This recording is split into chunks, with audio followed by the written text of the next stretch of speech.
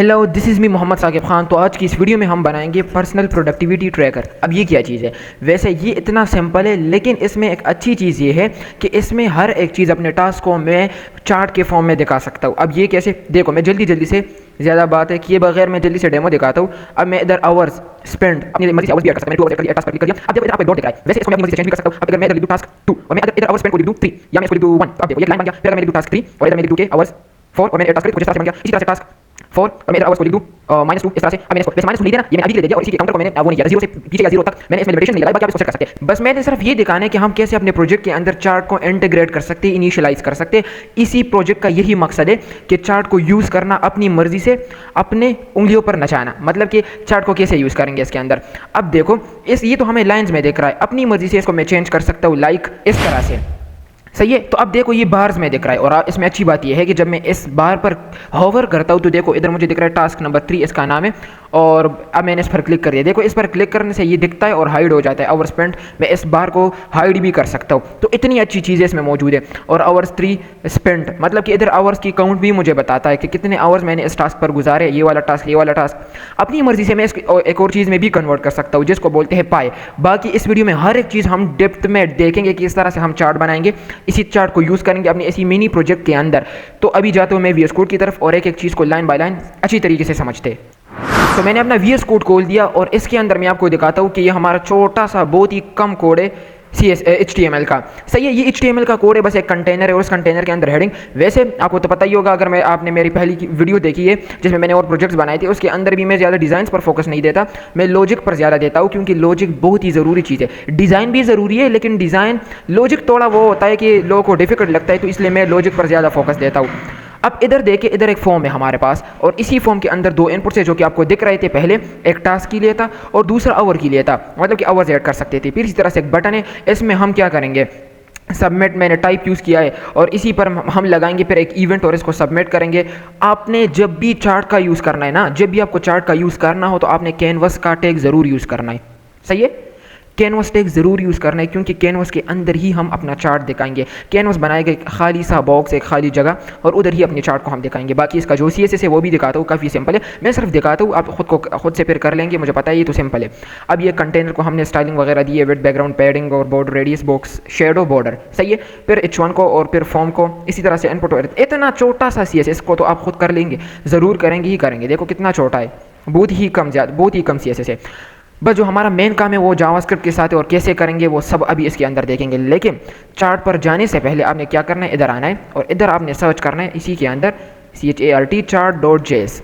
इसी का यूज़ हम करेंगे, इसी जावास्क्रिप्ट की लाइब्रेरी chart.js का यूज़ करेंगे। गेट स्टार्टेड पर क्लिक कर दिया और फिर इसी के अंदर मैं आऊँगा, गेटिंग स्टार्टेड पर क्लिक करूँगा। बस आपका जो भी कोड है वो इधर ही मौजूद है। देखो मैंने कैनवस का कहा था तो कैनवस भी इधर मौजूद है। चलो इसी को मैं कॉपी कर देता हूँ क्योंकि इसको हम जस्ट कॉपी पेस्ट करेंगे, ये काफ़ी सिंपल है। फिर इसी को मैं कॉपी, देखो ये बार आपको दिख रहा है, ये किस वजह से, इसी वजह से आया है। सही है। अब इसी को मैं कॉपी करूँगा इधर तक, Ctrl+C और फिर मैं Ctrl+V करके इधर पेस्ट कर दूंगा। बस ये हमने क्या किया, चार्ट को इधर इनिशियलाइज़ किया। अब इधर इनिशियलाइज़ किया लेकिन एक चीज़ मिसिंग है, अगर वो नहीं होगा तो फिर मतलब ही नहीं है चार्ट का, क्योंकि जो CDN होता है उसके बगैर तो ये लगेगा ही नहीं। तो आपने ज़रूर स्क्रिप्ट टैग ऐड करना ही होगा। जस्ट इधर आपने करना है, स्क्रिप्ट टैग के ऊपर, इस वाले के ऊपर आपने पेस्ट करना है। सही है। अब ये तो हो गया, अब हमारा चार्ट भी इधर इनिशियलाइज हो गया। अब इसको हमने डिज़ाइन करना है और वो कैसे करना है, बस ये ज़रूरी स्टेप्स है। आपने इस पर अपना दिमाग ख़राब नहीं करना, बस इसके अंदर जो ज़रूरी चीज़ है वो मैं बता दूंगा कि आपने इधर क्या क्या करना है। ठीक है। तो आपने करना कुछ यूँ है कि आपके पास ये जो टाइप बार है इसको आपने नहीं चढ़ना। अगर आप इसको चेंज करना चाहते हैं, जैसे कि अभी मैंने आपको डेमो के अंदर दिखाया था, तो आप इसके बजाय लाइन लिख दे तो आपके पास लाइन आएगा। आप पाई भी लिख सकते हैं और ये भी दिखाऊंगा कि पाई से क्या होता है, सब देखेंगे। अब मैं अभी के लिए बार लिख दूंगा। बार वो क्या होता है, अभी जो मैंने आपको दिखाया था ये, अच्छा इसमें तो पहले से आ गया, लेकिन हाँ पहले से आ गया, इसको हमने अभी फंक्शनल नहीं बनाया। सही है। अभी ये फंक्शनल नहीं है तो सीधा से आ गया। इसको हमने बनाना तब है जब हम इसके अंदर कुछ डालेंगे तो वही इसके अंदर हमें दिखना चाहिए in the form of chart, bar के फॉर्म में। सही है। अब क्या करेंगे, अब हम कुछ यूँ करेंगे कि इसको हमने सेलेक्ट कर दिया।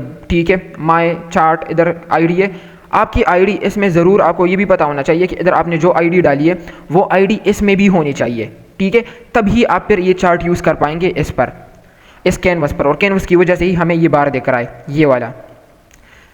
चलिए आते हैं हम इस पर, और इसके अंदर हमारा टाइप है अभी के लिए बार, और डेटा के अंदर आपको ये जो लेबल के अंदर रेड ब्लू येलो ग्रीन ये कुछ दिख रहा है ना, इसको आप सोचेंगे ये क्या चीज़ है। तो चलो ये देखें, आपको दिख रहा है red blue yellow green purple orange, ये लेबल्स है, ये बॉटम में एक्स एक्सेस पर दिख रहा है। इसको मैं हटा दूंगा, ये मैं डायनेमिकली ऐड करूंगा, और वो कैसे, वो भी आप देखेंगे कि कैसे इसको मैं डायनेमिकली ऐड करूंगा। और जो जो चीज़ें मैं चेंज करूंगा बस उसी को हम देखते हैं।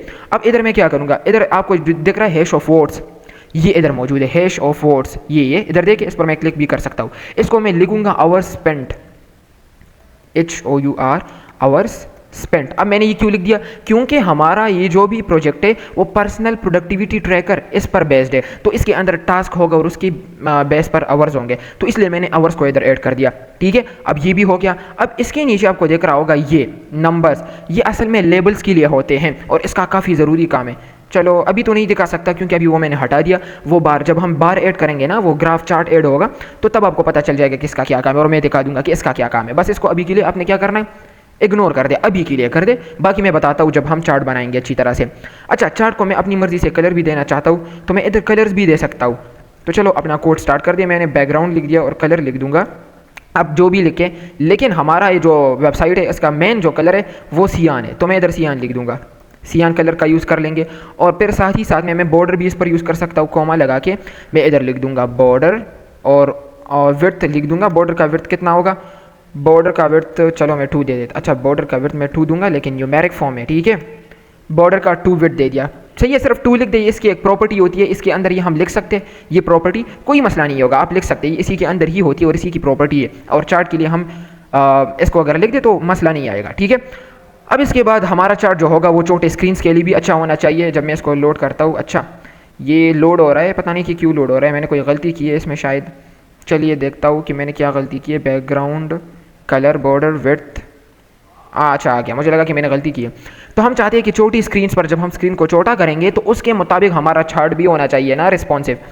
तो इसको रिस्पॉन्सिव बनाने के लिए हमारे पास एक प्रॉपर्टी होती है, वैसे मैंने डॉक्यूमेंटेशंस देखे थे, आप इसको देख सकते हैं, इसके अंदर सारी की सारी चीज़ें मौजूद है, आपको पता चल जाएगा कि इसमें क्या स्टेप बाय स्टेप गाइड सब आप देख लें। इसमें ये कोई वही नहीं होती इंसान पर, आपको पता चल जाएगा जब आप इसको गौर से देखेंगे इसके डॉक्यूमेंटेशंस को, सब चीज़ें इसमें मौजूद है, ठीक है। अब मैं लिख दूंगा ऑप्शंस के अंदर आपने ही लिखना है, इसको रिस्पॉन्सिव को करना है आपने ट्रू, सही है, रिस्पॉन्सिव स्पेलिंग सही है ना।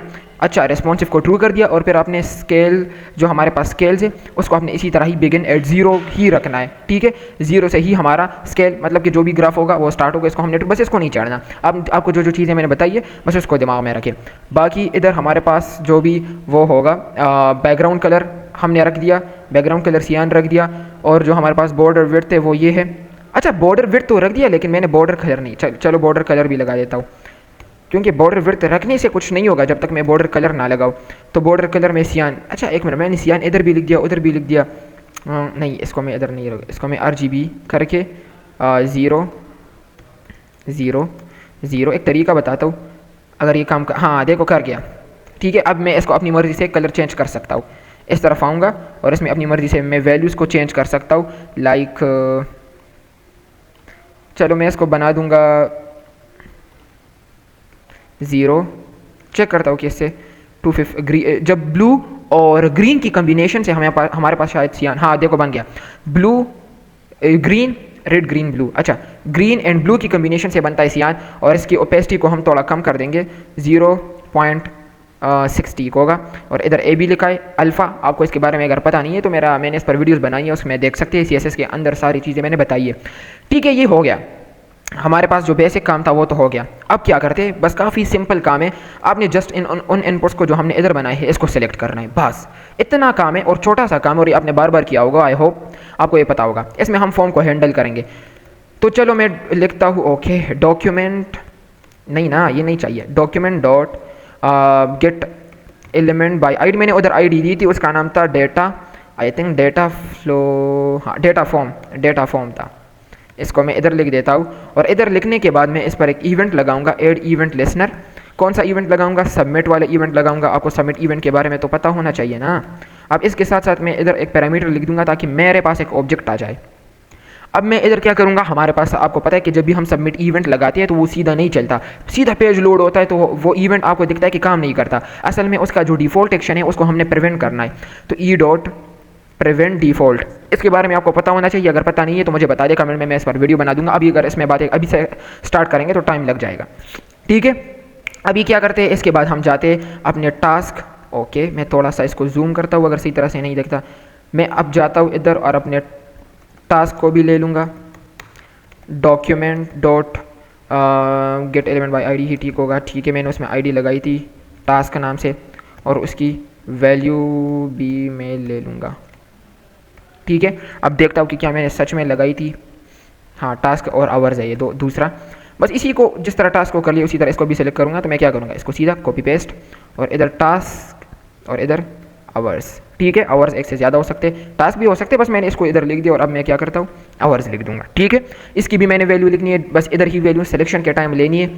अब इसके बाद मैंने कंडीशन लगानी है कि अगर यूज़र ने टास्क के अंदर भी कुछ लिखा है, साथ ही साथ में आवर्स के अंदर भी कुछ लिखा है, मतलब दोनों के दोनों इनपुट्स भरे हैं टेक्स्ट से, दोनों के अंदर कुछ ना कुछ पड़ा है, ठीक है। तो तभी मैं क्या करूँगा, जो हमारे पास ये है हमारे पास, अच्छा इसको मैं एक वेरिएबल में बंद कर दूंगा क्योंकि वेरिएबल की मुझे ज़रूरत होगी। तो मैं इधर प्रोडक्टिविटी चार्ट कुछ लिख दूंगा, प्रोडक्टिविटी चार्ट। इसको वेरिएबल में बंद करना इसलिए ज़रूरी है क्योंकि मैं इसमें कुछ चीज़ें ऐड करूँगा, यही ज़रूरी पॉइंट है, बस इसको आपने समझना है अच्छी तरह से।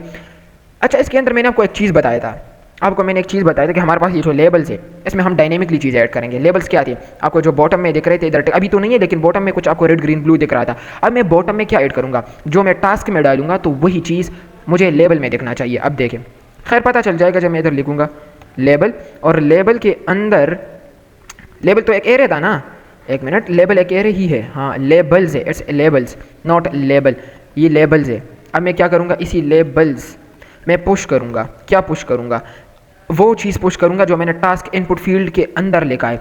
अब इसी तरह से मैं productivity chart dot data dot, एक मिनट, डेटा के बाद एक और चीज़ था, डेटा सेट्स, इसको मैं कंट्रोल सी करके कॉपी कर दूंगा और इधर डॉट वी करके पेस्ट कर दूंगा।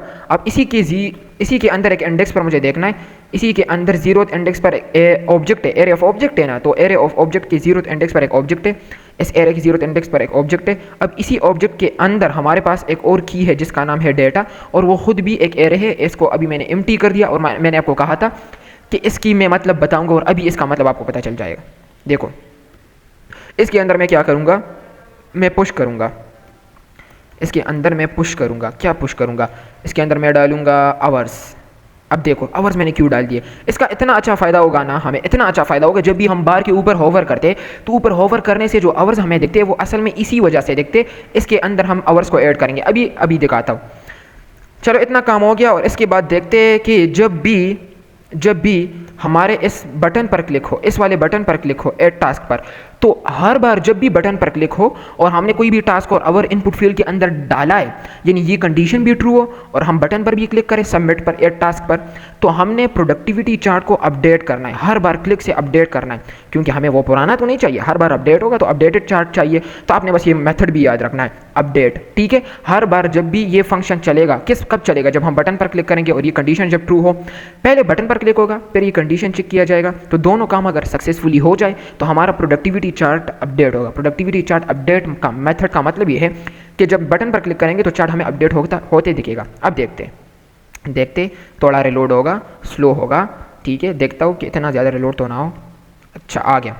अब देखते, मैं डालता हूँ टास्क नंबर 1, ठीक है, मैंने आवर्स 1 डाल दिया, मैं ऐड टास्क करता हूँ, देखो वाह वाह वाह। अब मैंने आपको कहा था कि इसका क्या मतलब है, ये जो लेबल्स था, देखो हमारे पास एक लेबल आ गया टास्क 1, ये इसी की वजह से आ गया लेबल, हमें ये नीचे जो हॉरिजॉन्टल चीज़ दिखाता है ये लेबल की वजह से। और मैंने आपको फिर दिखाया था कि इसका क्या मतलब है, डेटा, इसमें मैंने आवर्स को डाला था, और ये इसलिए डाला था क्योंकि जब भी मैं इसके ऊपर होवर करता हूँ तो ये मुझे दिखता है, देखो आवर स्पेंट 1, ठीक है। और आवर स्पेंट 1 का क्या काम था, क्योंकि जब भी आप आवर स्पेंट डालेंगे ना इसमें, आवर स्पेंट, ये तो एक आपको इधर देखेगा, ये ऊपर देख, इधर नहीं, मैंने इसको अभी हटा दिया लेकिन ये हट ही नहीं रहा। चलो इस पर जब मैं क्लिक करी लोड हो, पता नहीं बहुत ही स्लो है ये, या लैपटॉप की वजह से इस तरह से स्लो हो रहा है। मैंने इसको फिर से रिलोड कर दिया। चलो मैं एक टास्क ऐड करता हूँ और मैं फिर से कोई आवर डालता हूँ, मैंने 1 डाल दिया, इस तरह से दिखता है। और जब मैं इस आवर स्पेंड पर क्लिक करता हूँ तो ये गायब हो जाता है, लेवल रहता है लेकिन वो गायब हो गया। फिर से क्लिक करता हूँ फिर से आ जाता है, ठीक है।